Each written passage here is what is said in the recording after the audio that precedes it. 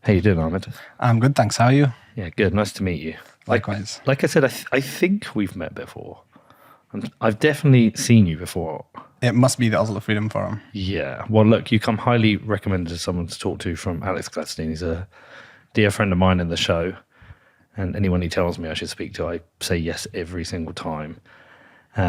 Spoken to Danny a lot about this interview with my brother, who's a researcher. There's a lot to get through here. It's going to be a fun one. Yeah, fun. I'm not sure that's the word, but there's a lot to get through here. It's, Danny knows me, whilst it's a Bitcoin show.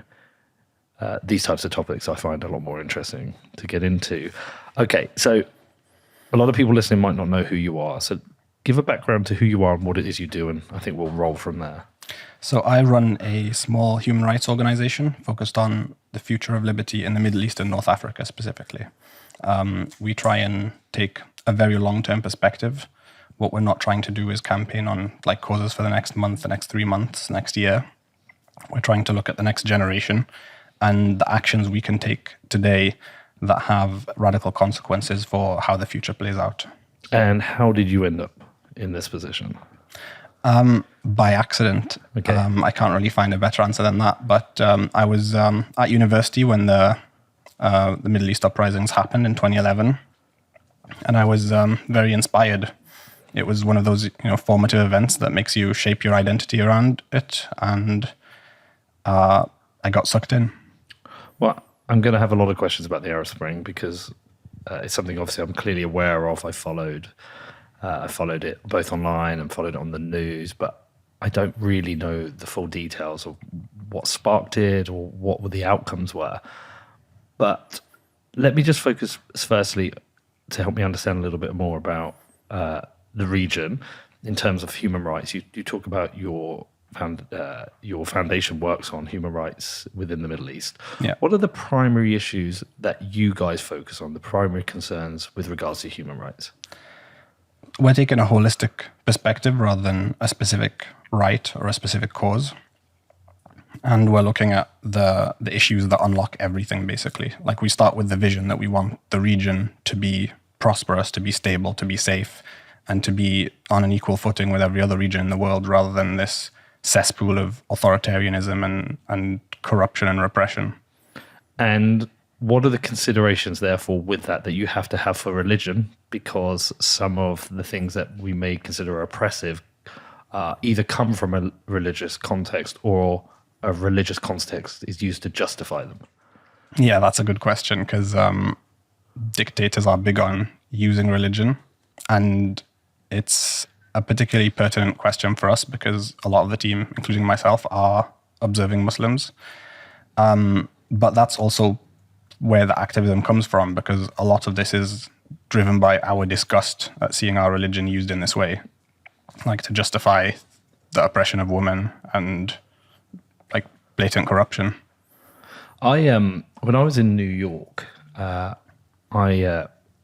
was with a taxi driver and talking about Islam. I was interviewing a lady called Laura Loomer, and I think her observations of Islam are wrong.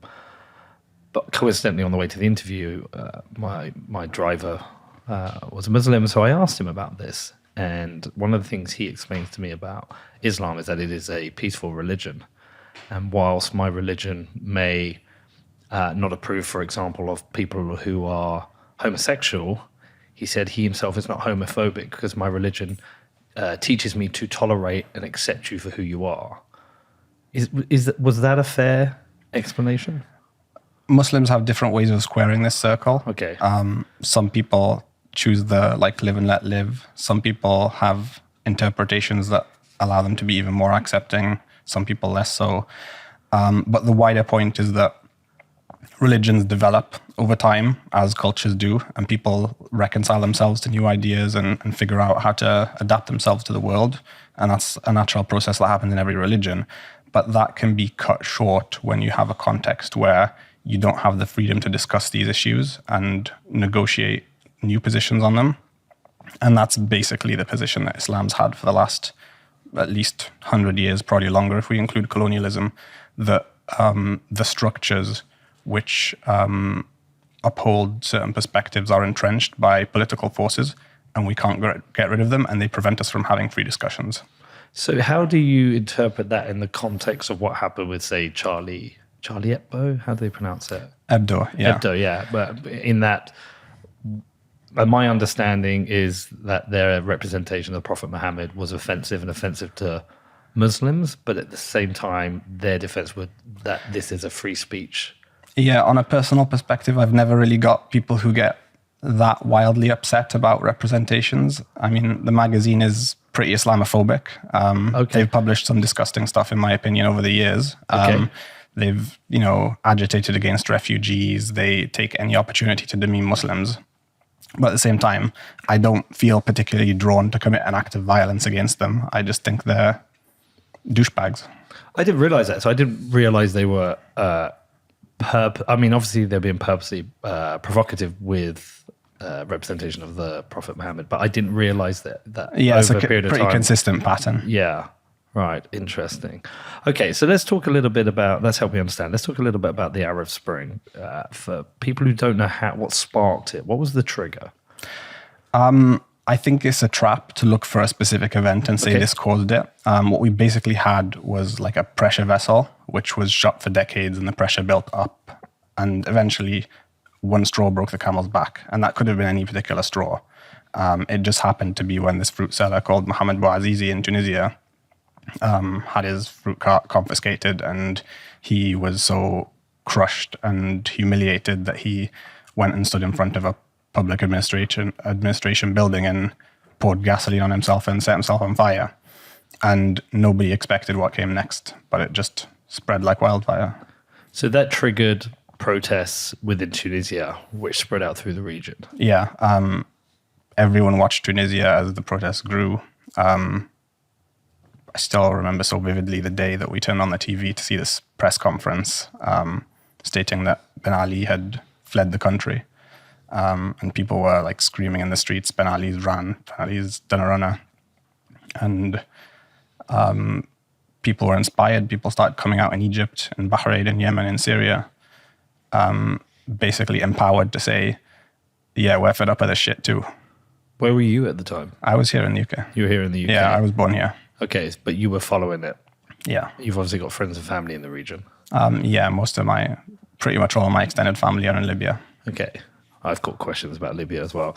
Okay, so this spread out throughout the Middle East, but there were some commonalities of what was happening from region to region of why people were pissed off.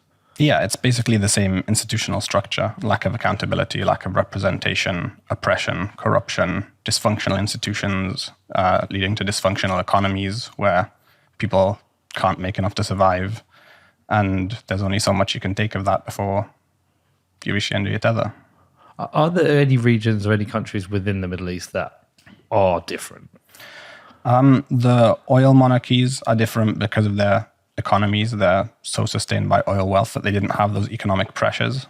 This was like just after Occupy Wall Street and the global economic crisis, if you remember. So a lot of places in the world were dealing with that economic pressure, and oil monarchies had the buffer to be able to deal with it slightly better, whereas you had spiraling food prices and massive unemployment in a lot of North Africa. So when you're talking about the oil monarchies, Qatar, Saudi. Yeah, the UAE, Bahrain. Yeah. Okay, and so when when the Arab Spring protests were, you said, spread like wildfire, was there coordination between people in different countries? There was, to an extent, but it wasn't like there was a single master plan. It was basically people getting inspired, people speaking to contacts. How did you organize this? What did you do? People starting their own Facebook groups and planning their own events. Like it was the early days of social media in the region as well. So people were inspired by what happened in Tunisia, and at the same time, they were inspired by this new ability to coordinate and to reach their fellow citizens. We had a very closed information sphere for decades before that. Like the government controls the public squares, the government controls the published media, like the printed word, the printing presses. The government controls the TV channels, the radio channels. So you can't really get an unfiltered perspective from anywhere. And then suddenly social media appears. And suddenly you're connected to people. And you realize that everyone feels exactly the same as you do. But there have been instances where I certainly know of it in Iran where they've blocked or they've blacked out the social media channels. I think Twitter was blocked at one point in Iran. Did the state try and fight back by doing this? Yeah, it happened in a lot of places. It happened in Libya. As it was spiraling into a civil war, they basically cut internet for the entire country, and we mostly lost contact with our families for like a few months. They did it in Egypt. At the time, Twitter introduced the SMS to tweet service, which kind of added a lifeline. But it was by and large too late. Because people had already realized, yeah. The Occupy Wall Street movement eventually failed because of a lack of coordination and leadership. Within these protests, these uprisings, was there any coordination? Were people trying to rally around opposition parties? What were they trying to establish? There was a massive amount of grassroots coordination. Yeah. But because of the legacy of decades of authoritarianism, there was kind of an allergy to hierarchy and structure. And that's one of the things that ultimately did the whole movement in. Yeah, that was the same problem with Occupy Wall Street. Yeah. Is that, sadly, within these things, you often do need structural leadership or somebody to get behind. Yeah, and it was even worse because in the West, you often have alternative institutions that you can rally behind. Mm-hmm. And like in Libya, there were basically 40 years of having no institutions at all, not even properly functioning government institutions. So as soon as the government unraveled, there was nothing, and it was complete anarchy. Yeah, what was that in the timeline to Gaddafi being, as I remember it, he was essentially hauled off the streets and killed on the streets, wasn't he? He was dragged out of a tunnel, like a sewage tunnel. Yeah, like a rat, they said, didn't they? Pretty much. Yeah, that was very satisfying to Libyans because that was the term that he'd used for the protesters as he threatened to like hunt them down one by one and kill them all. Right. But his death has led to a power vacuum. Is it still in civil war? It's in a lull right now. The different sides have entrenched. In the west of the country, you basically have militias occupying districts and cities and regions and suburbs and occasionally fighting, occasionally allying, and just relentlessly sucking the blood from the population. And in the east, you have a would-be military dictator who's managed to clamp down on things a lot more over there. So is Libya in a better or worse place? In terms of everyday life for the average person, it's definitely worse. Okay. But it's the consequence of what came before. Of course. So, if you reflect on this and think, would there have been is there a better way, or is this like the natural order that the country has to go through to get past a dictator, has to go through this power vacuum, this next battle? I think the optimal path is definitely institutional reform over a long period, but that's obviously only possible if the institutions are willing to be reformed and don't immediately try to kill you. And that's the lesson that like most of human history shows, because that's how it happened in the UK. It was like many centuries of slow institutional reform as the monarchy was stripped of powers one by one and they were given to parliament or different institutions. We have seen limited reforms in places like Saudi, I believe, and I say very limited in that we see certain reforms that have led to a few more freedoms for females. Social freedoms. Freedoms, yeah. And we certainly saw reforms in Afghanistan led by the government that's put in place by the US, which have collapsed since the US has left. Have you seen any significant successes anywhere with reforms? Not really. So Gary Kasparov put it very succinctly when he said the only real reform in a dictatorship is to be less of a dictatorship. And the problem with social reforms in Saudi Arabia, for example, is that just as they're given, they can be taken away at any moment because the actual power imbalance hasn't changed. So on reflection, say with Libya, do you think the uprising was a good thing? I think it was inevitable. And hopefully we're going to look back in a few decades and say, yeah, that was part of our path towards a more stable region. But it hasn't been pleasant to live through or to watch. Is there anything that Western governments could be doing to help or support this? Or do they just always make things worse? They mostly make things worse. And that's a product of a lot of different things. One of them is the chronic short-termism.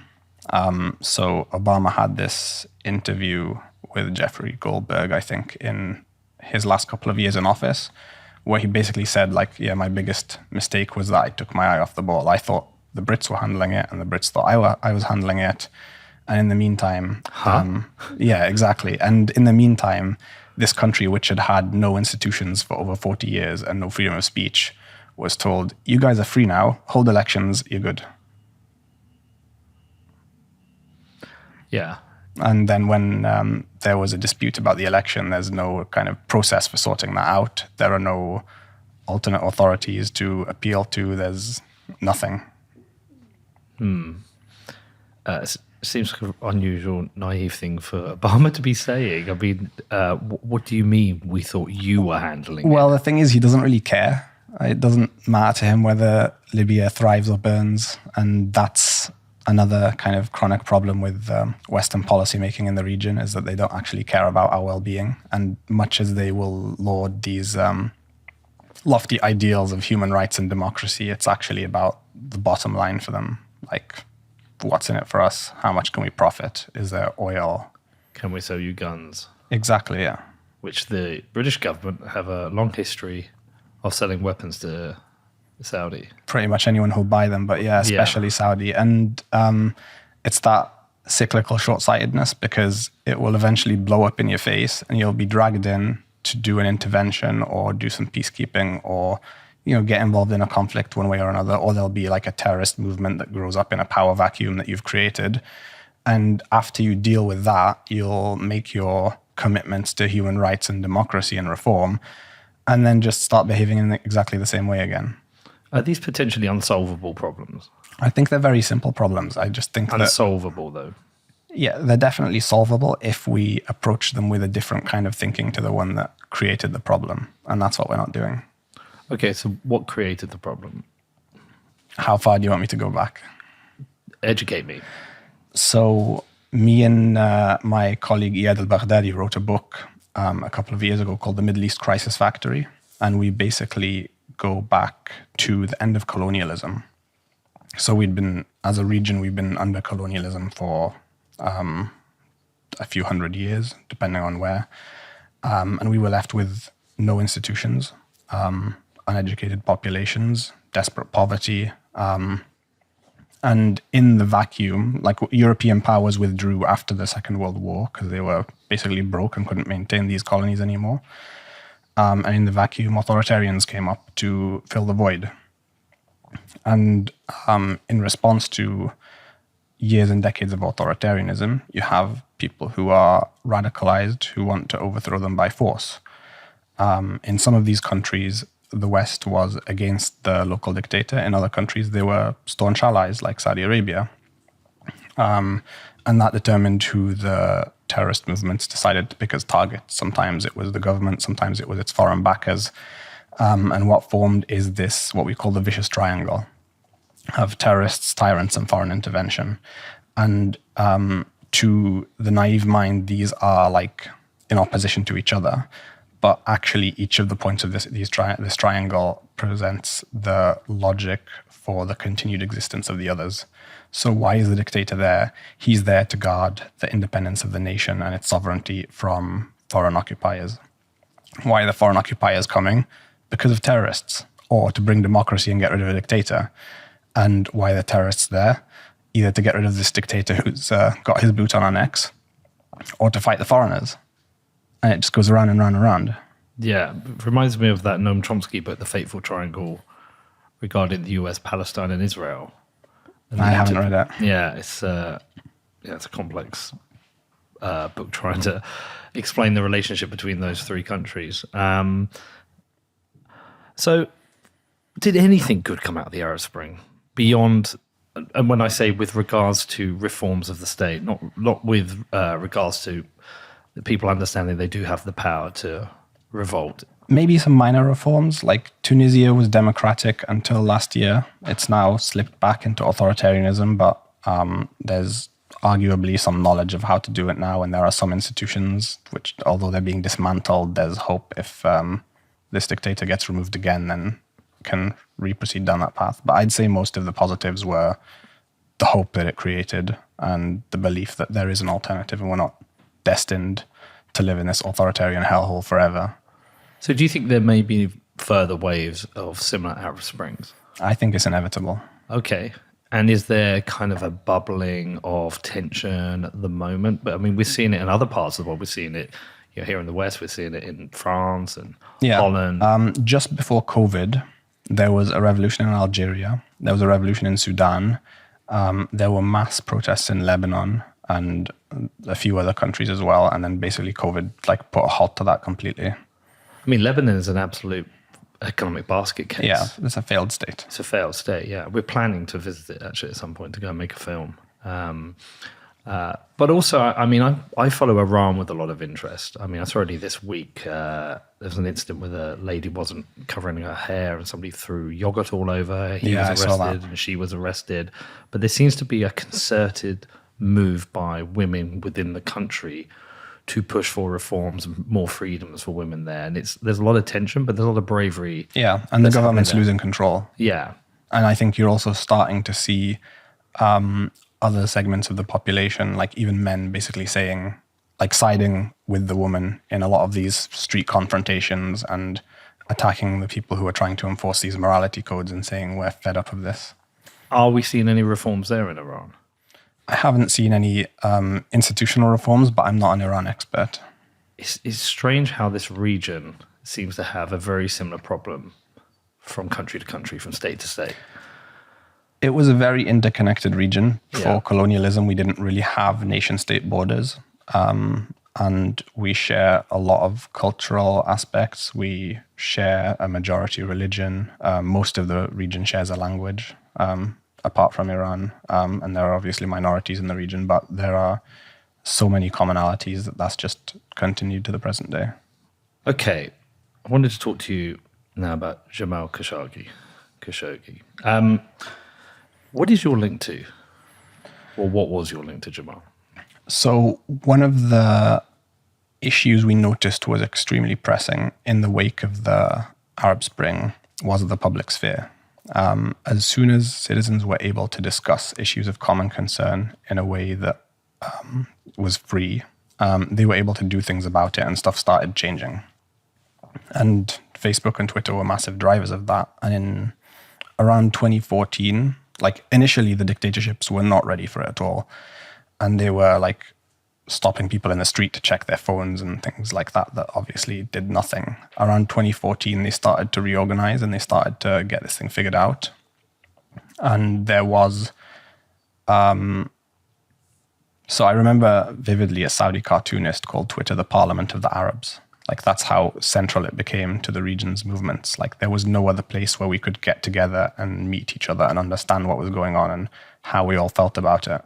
And they decided to shut that down. So around 2015, Saudi Arabia and Egypt and a few other countries started to flood Twitter specifically, but the internet generally, with trolls and bots and fake content. And they'd basically mob you if you tried to have a discussion, a civil discussion in Arabic. They'd flood your mentions. They'd make it so you couldn't see the replies. They'd harass you. They'd abuse you. They'd threaten you. And it became completely unusable. And by and large, it stayed that way until today.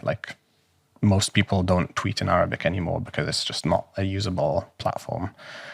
Who is driving this? Is it government departments? Yeah, it's governments. Using technology from, there are providers of these tools. A lot of them are connected to Israel. Ironically? We can get into the causes later. Yeah. But Saudi Arabia was one of the biggest users of these technologies, Saudi Arabia and the UAE. And they really relentlessly pursued the closing down of online space at the same time as they were closing down physical spaces. This is around the time Crown Prince Mohammed bin Salman came to power, MBS.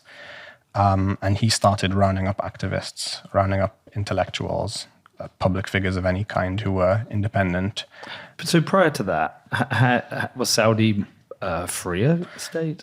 It was freer before MBS, yeah. Okay. And so what do you think his driving intention was? I mean, obviously to have a firmer grip and control of the country, but he would have already had a fairly firm grip and control. Well, he was new to the scene. His dad had just come to the throne and he was becoming crown prince and coming up the hierarchy, and he's basically de facto king at this point. He's fairly young as well. He's like mid-30s. And I guess a lot of it was driven by his personality. He seems to be very controlling, probably an egomaniac or a psychopath. Like he behaved in a way, even though Saudi Arabia has always been an absolute dictatorship, he behaved in a way that shocked even like other Saudi royals. Like they thought he was extreme. That's how bad it was. So he went about like systematically purging the media as well as the online space. And we started communicating with Twitter about what was going on. Like we were telling them, like, your platform's becoming unusable for us. It was so important, and now look what it's become. Why aren't you doing anything? And they weren't that responsive initially. So we started literally spoon-feeding them information. Who's we? My organization. Oh, so the organization mentioned at the start. Yeah, Kawakibi Foundation. Yeah. So we would basically pull like thousands of accounts that were clearly like manipulating hashtags or abusing people, things like that. And we'd give them the data dumps, and they started to take action on them. But there's a lot more. Like we weren't really making much of an impact because of the sheer volume of it. Was it a whack-a-mole? Yeah, pretty much. And there was an arms race going on with the platform at the time because they're trying to train their algorithms on how to detect stuff. And meanwhile, the bad guys are getting better at doing it and adjusting their techniques. Did you have ideas of ways they could do it better? Or is this just something? Yeah, we gave them a lot of policy recommendations, but they mostly weren't implemented at the time. Can you talk through any of those that you think would have been particularly important? We told them that they needed to have more understanding of local context. So they needed to have more local moderators rather than just moderators for the Arabic language as a whole, because sometimes a certain dialect will have words that are abusive in that dialect, but aren't so in standard Arabic, like local slang. We said there needed to be escalated reporting for certain types of threat in the MENA region. We told them they needed to protect activists' accounts, so people who have been flagged to them as like, this person's important, this person has like done a significant thing, and they're targeting them. You should think about making their account more secure against like login from new devices or things like that. But most of these things weren't implemented. So what does free speech for you on Twitter mean? Because some people believe that any speech is free speech. Some people believe that bots, you should be able to get rid of bots because it's fake speech. Some people believe some abusive language should be allowed, but threats of violence shouldn't. Where do you stand on that whole spectrum? Because you've been in the firefight with this. Yeah, I think it requires a lot of nuance. And the last decade was basically an exercise in the entire region dropping a lot of the naiveties and developing nuance. Like we realized that just holding an election is not enough to be a democracy. Russia has elections. Yeah, exactly. We realized that just because you can say whatever you want, that doesn't make your speech completely free. Or just because your speech is free, that doesn't make it a good thing for society necessarily. Like there's a lot more that you need to have. Well, so that would be one area that people would particularly hone in on, that just because you have free speech, it doesn't mean it's good for society. It's the danger of being absolutist about a specific thing. Yeah. Like people need to be free to express themselves, but that's one element among many elements that constitute a healthy public sphere. Like I can't go and publish your home address publicly on the internet, even though that would be an act of free speech by myself. No, of course, no. So I'm with you on that. Any risks, any threats to personal safety, but abusive language is a tricky area. It is a tricky area. Depends, again, like you can't really legislate these things in a vacuum because you have to look at what impact is that having. Like if people are just rude to each other, then maybe that's your society. Like, But on Twitter, you used to get I don't know if they do it anymore, but you used to get warnings. yeah, If when you- it brings you- up the little box that says most people don't tweet like this. No, actually warnings to your account. You've been Oh, flagged right, as yeah, being yeah. abusive to somebody or harassing somebody. Yeah. And I just feel like that's died away. Yeah, they've definitely changed their approach on that, but I'm not sure what their thinking is. Yeah. And it's a complicated job they have to do. And Oh, yeah. You know, we should probably get into the fact that it's clearly managed differently under Elon Musk than it was under, I say Jack Dorsey, but really he'd stepped back by them. But let's say pre and post Elon, it seems to be a very different world now. Yeah. And have you noticed that? Massively. So that collaboration that we used to have with Twitter no longer exists because everyone we knew in the organization is gone. Okay, so you what? Yeah, we don't even have an email address anymore. Okay, so the relationship you had was with multiple people. Was there a department? There were multiple people, there were multiple departments. Some of them were responsible for the more algorithmic side. Some of them were responsible for Arabic language moderation. Some of them, like there was the trust and safety team globally who look at a lot of the policies and try to understand like kind of what you were getting at, that this might be causing a harm here, but what's the overall principle that we should be applying globally? Or does it not make sense to apply anything globally? I mean, the tricky thing with these rules is that there will always be examples where it's been executed with probably a little bit too much strength and sometimes a little bit too weak, and there's always somebody somewhere pissed off with it. Yeah, and it's never going to be possible to please everyone. No. So And there's also a danger of like cultural relativism. Like you don't want to be told like, oh, in my culture, it's okay to call a certain group of people by this slur. yeah, and there's also political bias. I mean, I think pre-Elon, there was certainly a left-wing bias because I would expect, without knowing the factual data, that if you saw the voting records of the people who work for Twitter, I think they would lean very much more to the Democratic Party over the Republicans. That's probably like a tech kind of thing. Like Yeah, San it is. Francisco. It is. It is a regional tech thing. But at the same time, that I think there were more examples of, say, Republicans being removed from the platform, even outside of Mr. Donald Trump. I think there were a lot more examples of that. And so you do get all these different biases, and it's either the tricky thing is either it's algorithmic, or there's a human decision, or everyone's free to do what they do. Yeah. But there's no perfect answer here. And with the human decisions, you obviously immediately run into the problem of scaling. Yeah. Like how many humans can you have moderating this stuff? And with the algorithmic stuff, like we had a lot of cases where the dictatorships realized that if we do a certain thing, we can trick the algorithm into blocking this person's account. Like, hey, we Right. can just mass report them for abuse and the algorithm will automatically block their account. And hey, we've silenced an activist for at least a few days or weeks until they manage to get hold of Twitter somehow and get their account reinstated. So what do you think of what Elon Musk has done? Because obviously Twitter was hemorrhaging money, so he had to make some decisions. But do you think he's introduced? I want to be very careful with my language and say he's made a Twitter a more dangerous place because it's still just a place of words and images. But do you think he fully understands the consequences of what he's done? No, I don't think he does at all. It's quite clear when he tweets about stuff that he, at least initially, he saw it as very one-dimensional. It was just a matter of more free speech. And then he realized that there was the whole bot issue and everything became either free speech or bots. And there's so many shades of gray beyond that. And so are you no longer doing anything with Twitter if you just abandoned? We still monitor stuff on there really regularly because dictatorships produce so much disinformation and it's helpful to us to understand what they're producing and who they're targeting and why. But they've cut the API access as well recently. They've made the API something like $42,000 a month. What? Yeah, it used to be free. Did you know about this? No, I did not know that. So now basically like researchers and academics and activists can no longer afford to use it at all. So there's no pass. Yeah. So we have to do stuff manually. So I'm just writing this down. I'm going to tweet at him, see if I can get him to reply later.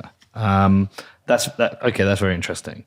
And do you work with other platforms? Is it Instagram, TikTok, Facebook? Or is We Twitter? do look at them, not so much as Twitter. Twitter was just on a different level in terms of usefulness in the region. We spent a lot of time looking at Clubhouse during COVID because there was so much social audio going on. We've looked at things like Telegram. We just follow the activity. I mean, so are you basically saying, is it referred to as like Arab Twitter, Arabic Twitter, Middle East Twitter? What is it referred to? I don't want to get it wrong. Yeah, there's not really one community, so... Okay. But has it essentially highly damaged the Arab-speaking part of Twitter? Is it now becoming almost unusable? Pretty much unusable. I haven't checked into it for many months, if not years. There were so many fascinating conversations going on in the early years post-Arab Spring, like people talking about philosophy, people talking about politics, people talking about the economy, sharing their ideas, and slowly all of that died, and it never really came back. A lot of the more dynamic parts of that, interestingly, were in Saudi Arabia. There was some really fascinating intellectuals looking at the economy of the region, looking at the social side, looking at like the role of religion in society, making proposals, and they're all gone. They're all completely silent now. It does make me think with regards to, say, and I'm not picking a side for the sake of this conversation, but let's say the Ukraine-Russia conflict, that the propaganda battle that must be waging on Twitter with regards to that, because there is a side of that war, a Russian side, that will want to disseminate misinformation about Ukraine and Zelensky to perhaps turn people more pro-Russia during this conflict, and vice versa. Yeah, Russia was one of the pioneers of this whole online social media propaganda wave. We call it propaganda 2.0 because in the old days, the purpose of propaganda was to make you believe a certain thing. And after this happened at least like 12 years ago, but their new purpose isn't to make you believe a certain thing, it's to make you doubt everything. Yes. So you no longer trust anyone. If you can't trust anyone, you can't coordinate, you can't organize. You're just like a conspiracy theorist who fears everyone and everything. Well, I almost find I find myself sometimes almost with some kind of opinion paralysis. In that, so for example, we had an interview yesterday where a guy was, how would you put it, Danny?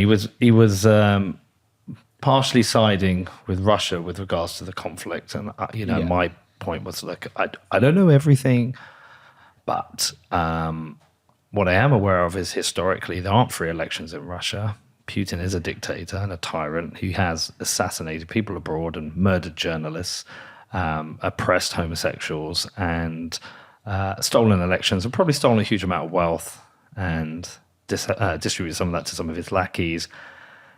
Yeah, I get the feeling that this was an illegal invasion of a sovereign country. That's my position. And he's not the only person I've discussed this with, and the YouTube comments of this will be, we'll have people coming in and saying, "You're just a moron. You're not looking at the facts. Zelensky is he's a CIA. He was put there by the CIA." And this guy yesterday was saying, well, the Ukrainians have been bombing Russians in the Donbass region for years. And like all this other information comes to you and it goes, oh, well, maybe they were. Yeah, they just want to, some of these people have just like made up their mind already and then fit the facts to the story that they want. So they are against Western governments, for example, and they've decided because of that, the enemy of my enemy is my friend. They still live here though. Yeah, it's very convenient. Yeah. But the truth is of it all is that I want to know the truth. Like I'm pretty convinced of my ideas with regards to Putin and Russia, but then have I been made to believe something by Western governments? Yeah, I don't think I have. But are there facts? I know there were conflicts. There were kind of like civil war type conflicts on the border regions with Russia. I'm fully aware of it. I've seen a documentary regarding, I think it was a BBC documentary that talked about the Russian-speaking Russians who live in Ukraine and the Ukrainians and how destabilized the region was. were they bombing? I don't know. But things don't have to be black and white. No. But what the point I think I'm getting to is I don't even know how to find the truth anymore. Yeah.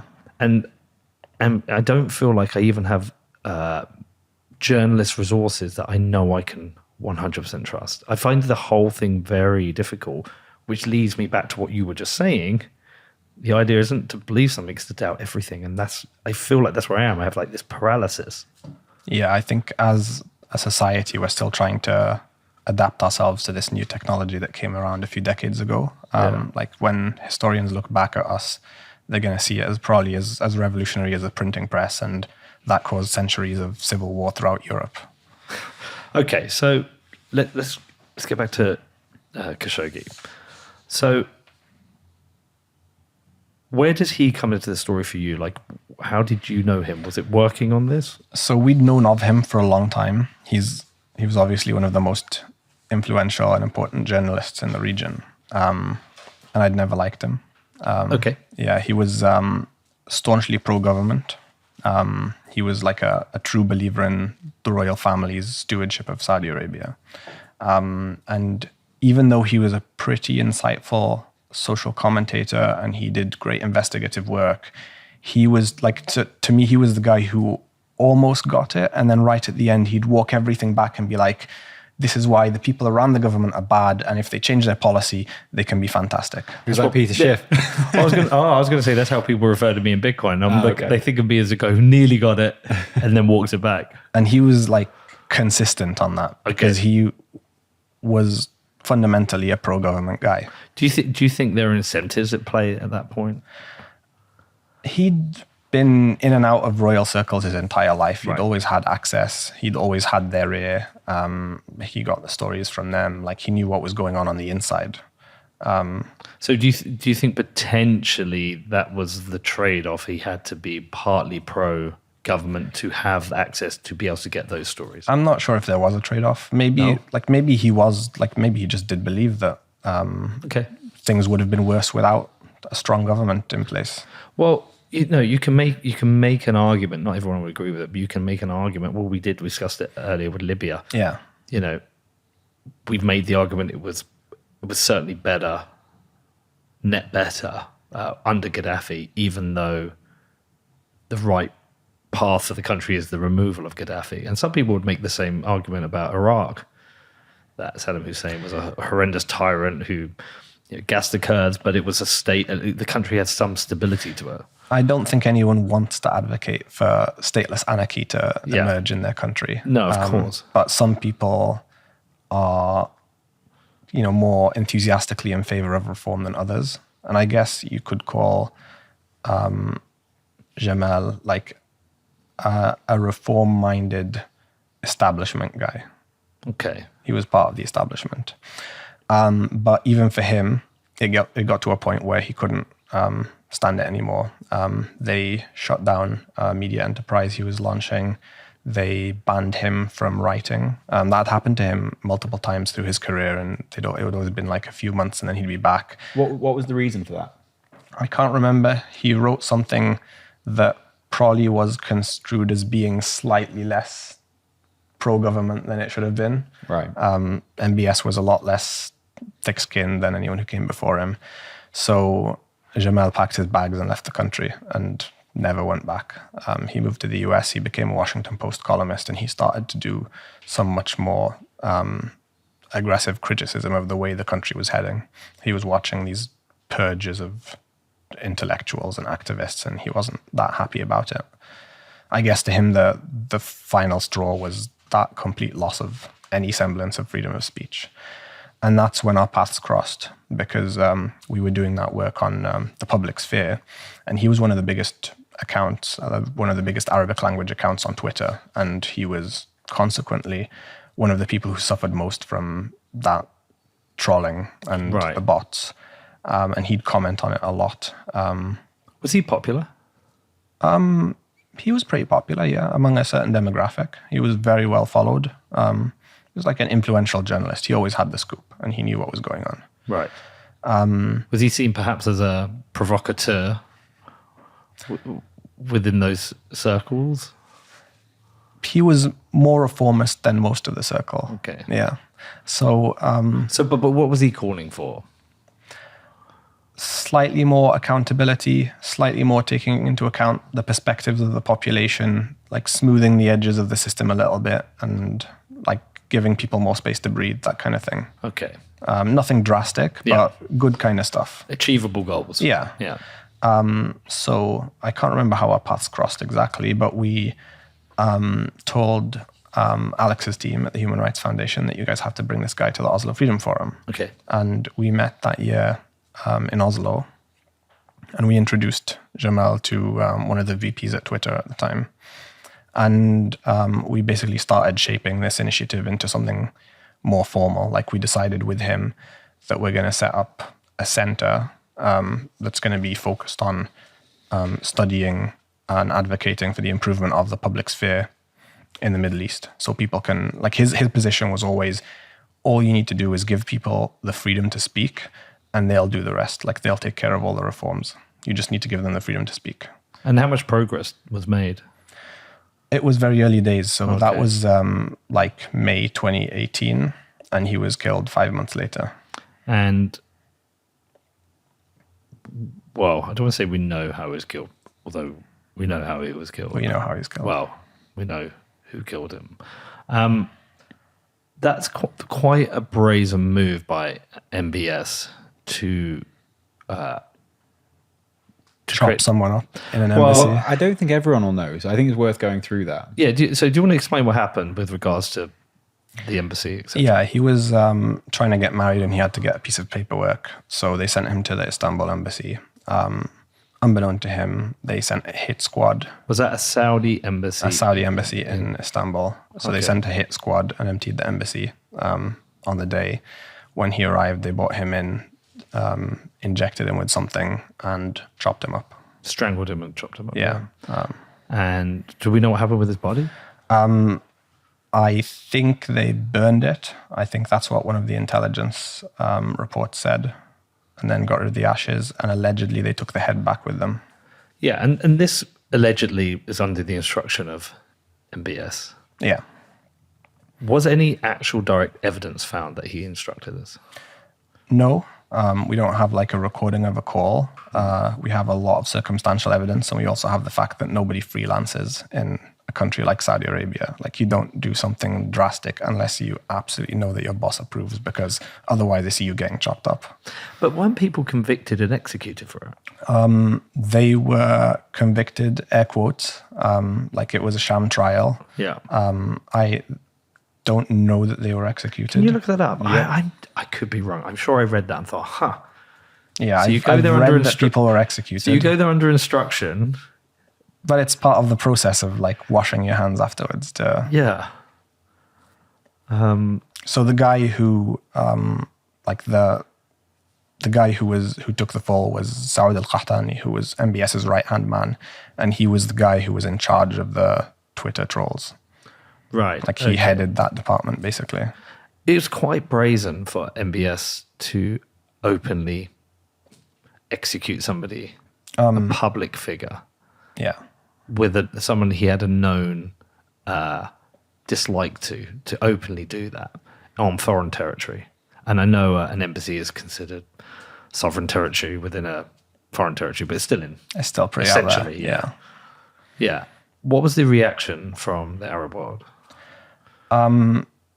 Kind of difficult to tell because they accompanied that with massive online campaigns blaming Qatar, blaming Turkey, saying that the Turks had done it and tried to pin it on them in order to destroy Saudi Arabia's reputation.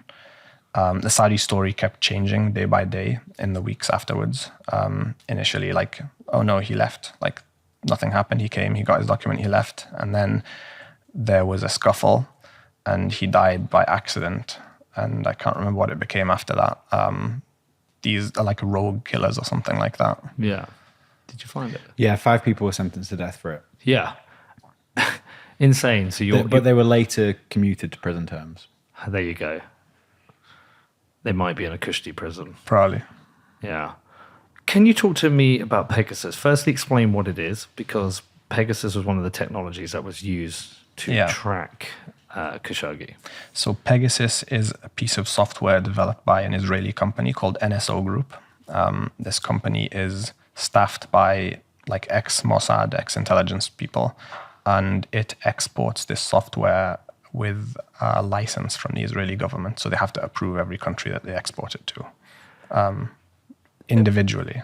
But that is also insane Yeah. that the Saudi government is buying technology from the Israeli government, who are considered mortal enemies. Well, it shows that in reality, they're a lot closer than it is convenient for either side to admit. Well, it's a bit like Japan this week agreeing to buy oil from Russia outside of because of some specific rule that isn't broken within the rules that said they can't. I can't remember what I read, but I just like there are these double standards. Yeah.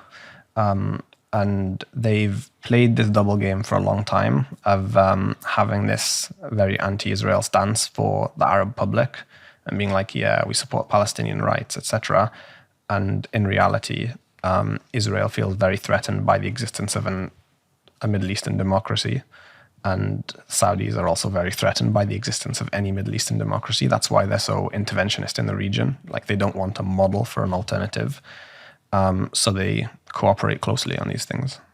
Okay, so explain how Pegasus works and how they infiltrated his phone. So there's multiple versions of it. And I think the latest one at the time was zero click. They would basically get this software on your phone without you having to... No, let me backtrack. The latest one at the time, they'd send you a link somehow. Like a text message. Yeah, they'd send you a text message saying, like, your Amazon delivery is scheduled. Click this link to find out the details. And you'd click the link. As soon as you've clicked it, it's on your phone and your phone is compromised. And they can hear anything the phone can hear, see anything the phone can see, access the files, etc. Okay. After that, there was another version, which was zero click. And they'd do something... I think they had exploited a bug in WhatsApp where they'd give you a missed call. And just by doing that, without any action on your end, you would have it on your phone. And is this all phones, Apple, Android? I believe it was on all phones or all major phones. It amazes me that can happen and there hasn't been a patch from Apple. It amazes me that software can be downloaded to your phone without you agreeing. It's another whack-a-mole kind of thing. As soon as... like to their credit, the phone manufacturers are generally very fast at getting these patches out because it's a critical security vulnerability. But that's what a 0 day is. Like you find a bug and you hide it until you have the opportunity to use it, because as soon as people find out about it, it's going to be patched. Yeah, but I would have thought the installation of software there would have been something they can do to stop software being installed on your phone. But yeah, I guess it's a very difficult problem. I mean, it's out of my level of understanding. And my understanding is like almost every government is probably using this. Or a lot. Dozens of governments have been revealed to be using it. There's European governments like Hungary who've been spying on journalists, Mexico, a lot of Middle Eastern dictatorships, like a lot of countries that you wouldn't really expect from the visible perception to have been green lighted. Basically a digital weapon by Israel. Countries that you'd think have like an adversarial relationship. There have also been uses of it in Western democracies targeting journalists. And this is just one tool among many, of course. There are other ones, some of which we know about, probably a lot more that we don't. So you must then find it particularly frustrating to see Saudi Arabia sport washing their entire history, because it isn't just the murder of Khashoggi. There's serious human rights abuses within Saudi Arabia. There is this ongoing war with Yemen, which is a lot of people refer to as the worst human rights. Some of the worst human rights violations. It's an absolute humanitarian catastrophe. Yeah. It hasn't barely had any coverage compared to what we see of Russia, Ukraine. I've seen it. I've seen the blockade, which led to the starvation, deaths of children. I've seen it all. Yeah. And again, it goes back to that complete hypocrisy of Western governments claiming that their support for Ukraine is about human rights when they'd happily turn a blind eye to what's happening in Yemen. Well, they have, and provided weapons that have likely been used. Yeah. And we don't need to get into the details of either war, but it is an absolute catastrophe what's happened there. So you must find that particularly frustrating when you see Newcastle United bought by so explain the corporate structure of that, because is it that the investment fund from Saudi has to own 50% of everything, therefore by virtue of Newcastle being bought they own 50%? I can't remember the actual I don't know the details. Okay, is it PIF? Yeah, the Public Investment Fund. Yeah. And the head of the Public Investment Fund, Yasser Romeyan, who is now a director of Newcastle, is a Saudi minister. Yeah, you were in the UK for, I don't know if it's just Premier League teams, I think it is, but they have a thing called a fit and proper persons test. Yeah, the director's test. Yeah. Which doesn't seem to do anything. Apparently they're tightening up this week, but I don't think they actually want to. Like, they're tightening it up without tightening it up. So I've got something I want to show you. This isn't because of the interview. I bought this about 5 months ago. Mm-hmm. But it was only this morning when we started running through some of the notes I remembered I had this. So I've got the Newcastle, now Saudi green shirt. Yep. I love it. Yeah. So I bought it. So anyone listening, about 5 months ago, I bought the Newcastle Hold it for the camera. third shirt, where they agreed to change their logo and everything to green, the Saudi colour. And I thought, you fuckers. And I got Khashoggi on the back and 18 because the year he was murdered. And I don't know what I'm going to do with it yet. Part of me wants to go to a game, and part of me wants to just run on the fucking pitch with it. Just lay it in the middle of the centre circle. So this whole kind of sports washing thing is part of the social reforms in Saudi Arabia. And it's like... Can we just back up on that? So when you say social reforms, you said it earlier, and it didn't trigger as a pejorative to me. It's not meant to be pejorative, but these are kind of soft reforms which don't disturb the power structure. Sorry, pejorative is the wrong term. I didn't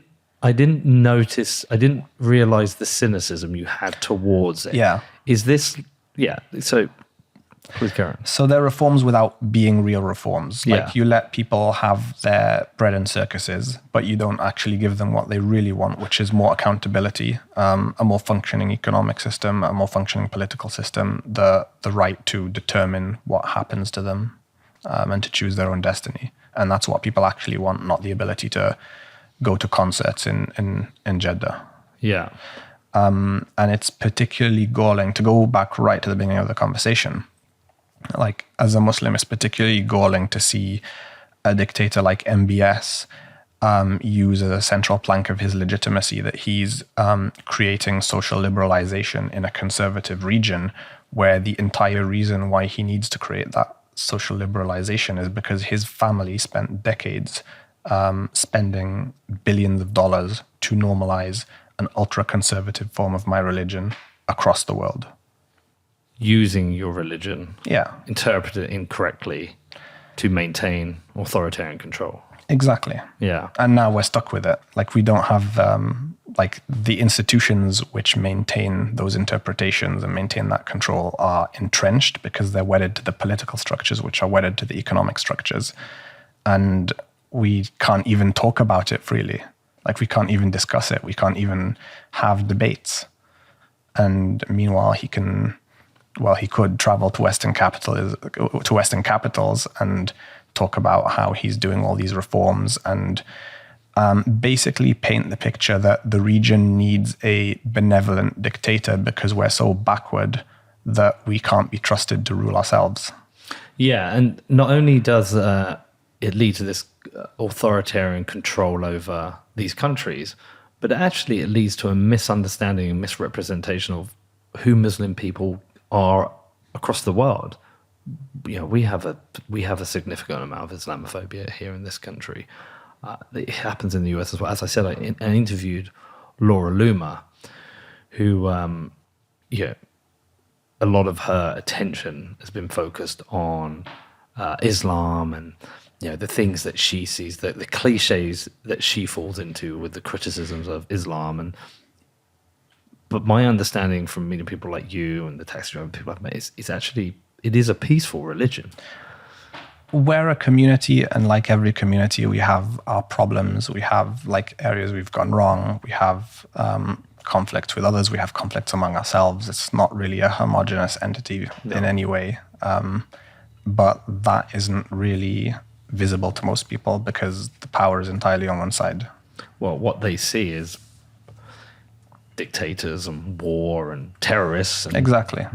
they're misled. What did you make of Live Golf and I'm going to put words in your mouth almost now, but I just got to say it, the fucking embarrassing statements we've got from the various golfers who've either openly admitted, yeah, I'm in it for the money, or have given some convoluted reason because they don't want to say, I'm in it for the money, but every one of them is in it for the money.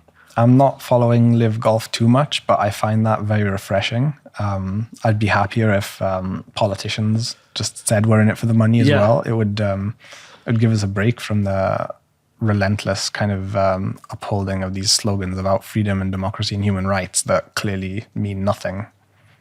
What about what about Qatar? I know you said the oil monarchies are in a better position, but and I thought the World Cup was particularly brilliant World Cup, great football.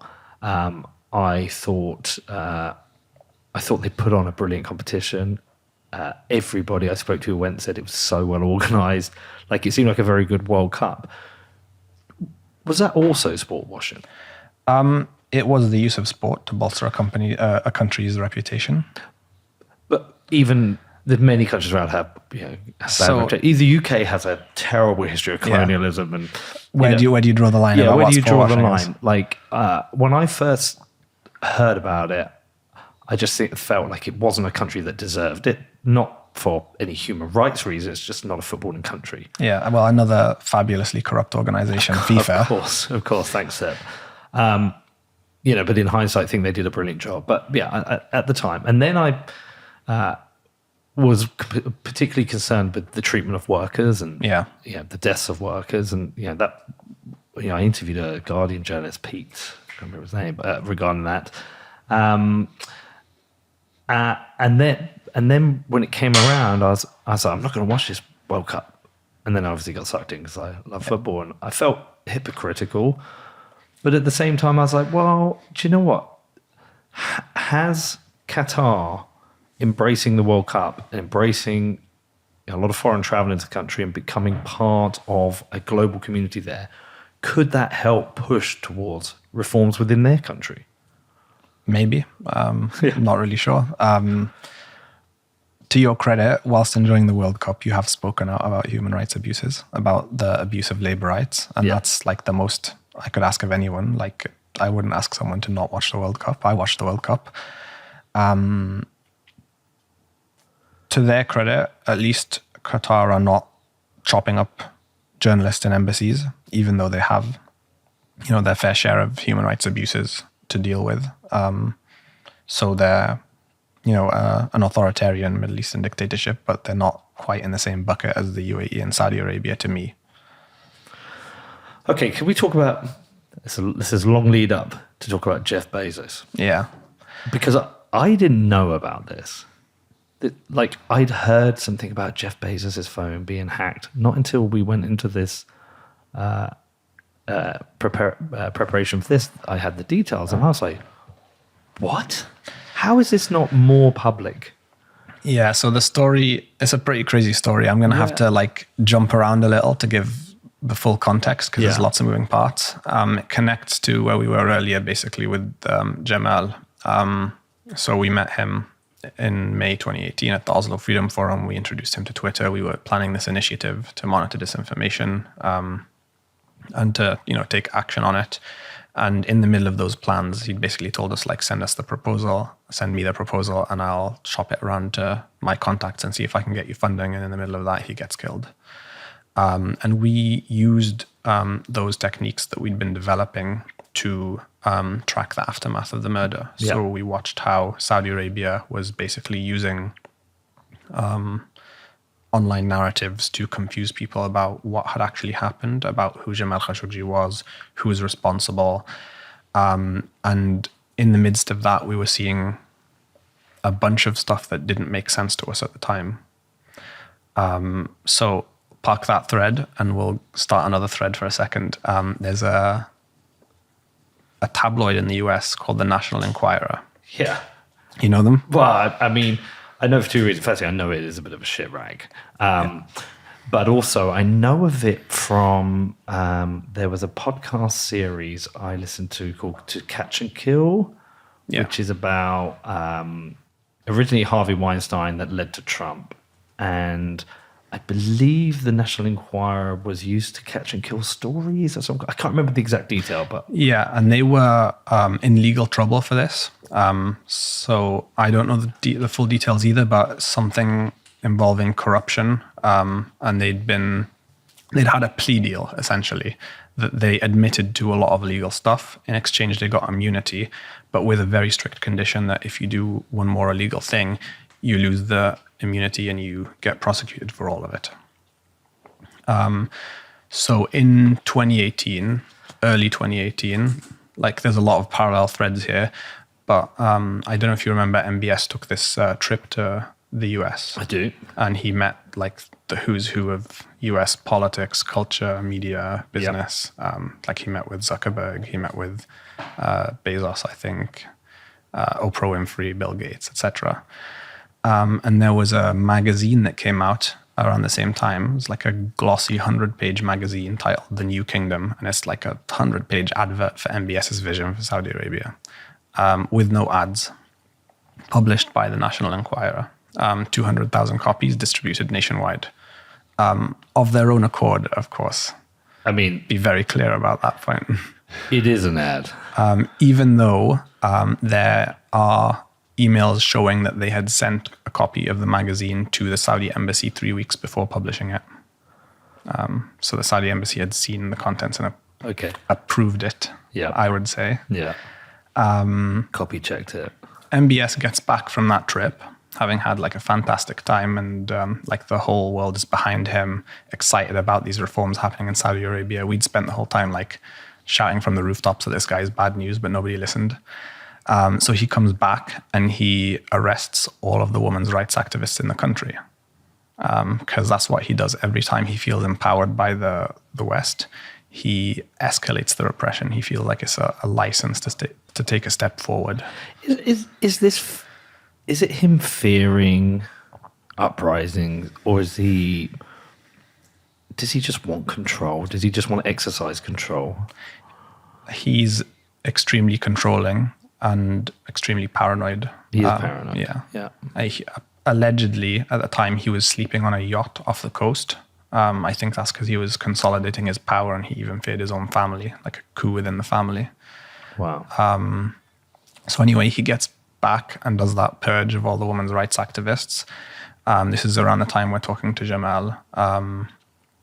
He is killed, and then the Washington Post, where he was a columnist, kind of takes up the cause and decides, like, we're not going to let this be forgotten. Someone has to be held accountable for this. And they keep it as a story in the media for weeks. I don't know if you remember that. Like, it was a big thing. And we're seeing these aggressive campaigns online in the Arabic language on Twitter, demonizing Jeff Bezos. Jeff Bezos, like the Jew who controls the Washington Post and Amazon. Because he bought Washington Post. And he's not even Jewish, by the way, but anti-Semitism is how they roll. So they're demonizing him, they're abusing him, calling him slurs, and advocating for a boycott in Saudi Arabia of Amazon because Jeff Bezos is a racist who's against Saudi Arabia and wants to see the country fail, and this proud country will blah, blah, blah, blah, blah, blah, blah. And every time something major happens, like I think, so Jamal was murdered on October the 2nd. I think on October the 15th, the Washington Post published an op-ed by Erdogan, president of Turkey, pointing the finger at Saudi. And that led to like an explosion of the stuff online. But there were a few surges of activity that we didn't really understand at the time. Then, early January, the National Enquirer publishes a special issue with Jeff Bezos' texts showing infidelity, and he gets divorced like the next day. He announces his divorce. And obviously there's like a lot of gloating and a lot of triumphalism on Saudi social media with these inauthentic accounts. And then in early February, he suddenly releases this article on Medium where he says he's been the victim of an extortion attempt or a blackmail attempt. And he says, I received this letter yesterday from the owner of the National Enquirer, asking for a couple of very specific things. Obviously, he'd had his security team investigating the source of the leaks of his texts. And the security team had basically said to the media towards the end of January that we think there's a political motive. They immediately get a letter from the National Enquirer saying, there is absolutely no political motive to this. Like, drop that line of inquiry. And then he gets this letter from them saying, we have photos as well, basically like naked selfies, and we're going to offer you a deal. We won't publish those selfies if you make a public statement that we have not been involved in hacking or electronic eavesdropping of any kind, and that there is no foreign involvement or direction in this whole thing whatsoever. That's just like blatant blackmail. Yeah, it's blackmail. Yeah. And it's very specific blackmail, which is quite strange. And very strange that the National Enquirer would openly blackmail. Danny, can you just look up National Enquirer blackmail Jeff Bezos? So there's an article in the Daily Beast by Gavin DeBecker, who is his head of security, basically like stating the facts of the case. Yeah, but hold on. This is... and this is also in the article that Bezos published in Medium. But it feels like there's something criminal in this with the National Enquirer. I wouldn't know what law has been broken. It certainly feels like that. Yeah. And this is... And Bezos kind of states in his article that they became... they basically lost their shit as soon as they mentioned that they were investigating like a Saudi angle. Because if you remember, they had like this plea deal, which said if you engage in one more criminal act, you lose the immunity. And if they've been taking direction from the Saudis for anything without registering as a foreign agent under the FARA law, then they've broken the law. I'm still also partly amazed that Jeff Bezos is sending cock photos about. You just would have thought someone like Jeff Bezos' security team had said, "Look, Jeff, you need to be really careful here. You're Jeff Bezos. You're the richest guy in the world. No dick pics. Yeah, no dick pics." Well, it says here that Dylan Howard, the chief content officer at the National Enquirer, said, "Call off the Washington Post investigation or we'll publish your dick pic." Wow. I mean, that's insane.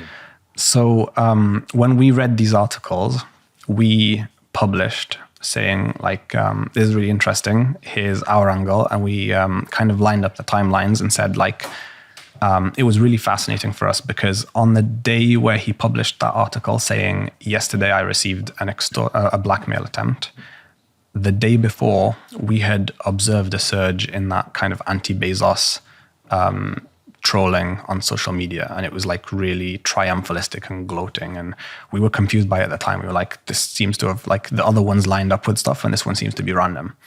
And suddenly it made sense because it happened at the time that he was receiving that letter, but that letter was not public. No one knew about it apart from the people responsible for it and Bezos himself. And we published that and we said like, this also happened on the day before the National Enquirer published the original texts, and it happened on a bunch of other dates, and some of them weren't explained, but we put them out anyway. His security team got in touch with us and said, like, we need the rest of your information. We shared it with them. They went and checked those dates, and then they came back and said, on one of those dates, his phone suddenly started uploading gigabytes of information to an unknown server by itself. They checked around it, what had happened before that. He'd received a WhatsApp video from Mohammed bin Salman. Wow. Yeah. From the personal phone number of Mohammed bin Salman. Like, not through intermediaries, no attempt to disguise it. What was on that video? If I recall, it was like a New Year's greeting, like firework little. A request for a dick pic. Jesus. Okay. So how did that all wrap up, the whole Jeff Bezos thing? I'm not sure how it ended, but Gavin de Becker submitted a dossier to US authorities after he'd finished that investigation. It is this weird scenario, though. If Pegasus is on his phone, I feel like everyone is captured.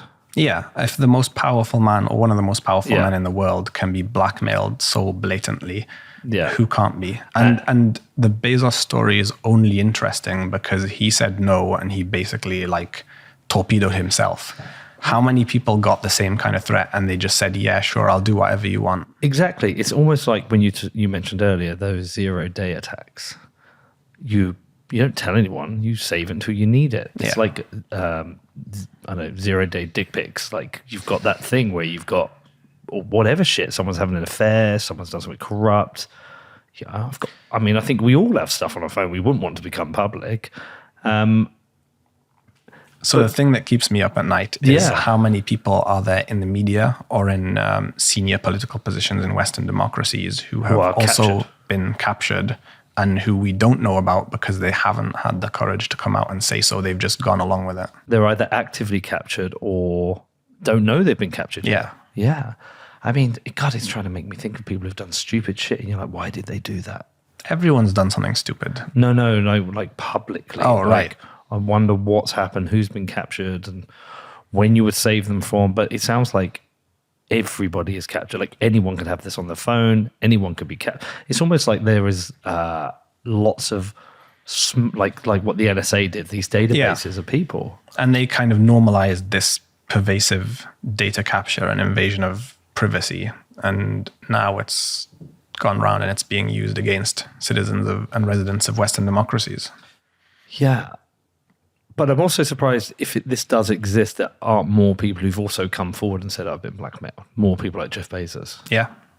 But I guess it has to be at such a serious level where, you've got that marriage of richest guy in the world owning a important national newspaper in the US, which employed the person that Saudi Arabia or MBS allegedly instructed the murder of. Like, there are those connections enough to go, okay, this is worth using now.